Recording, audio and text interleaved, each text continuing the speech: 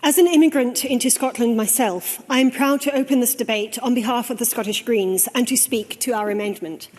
There will be much said this afternoon, rightly, about how migrants benefit Scotland, our economy, especially agriculture, tourism and hospitality, our health and social care, our education from rural primary schools to university research departments, our communities and our creative lives. The inventive, imaginative, passionate and compassionate Scotland that we know and love relies on people who are born here, but also people who have come from across the world, who have recognised something special about this place, or who have come to love it and made it their home. But as well as Scotland's needs and benefits, we should, I believe, consider our responsibilities and how we should act as compassionate human beings. We must ask ourselves what we can and should do to open our borders to those who need a place to call home, whether on a temporary or a permanent basis. I came here as a student from a position of relative privilege. I was fortunate enough to have some choice in where I could pursue my studies. I had support from family to do so. And of course, my skin colour and mother tongue meant I was not obviously an incomer. I will always recognise these facts and remember the warmth of the welcome I received.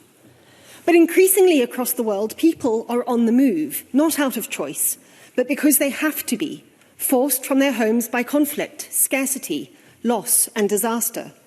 They come not for adventure and exploration, but for survival, not so much in search of a better life, than in hope, a diminishing hope, perhaps, of a life that is livable at all. We and the governments which represent us have three layers of responsibility, I think, when it comes to migration.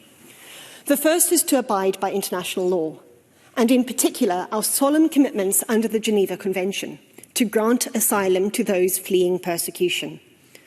A few years ago, this would scarcely need to be mentioned. I hope with all my heart that we can return to that consensus, that we can undo the terrible damage of the last Westminster government's legislation, that we can dismantle the lies of the far right and replace the rhetoric of hate that has, thanks to Conservative, Reform and even some Labour politicians, become mainstream, with a dialogue of solidarity. Our second responsibility is to acknowledge the particular role of the United Kingdom in creating many of the conditions from which people now flee. That role is historic, but also contemporary. And Scotland cannot evade its share of collective shame.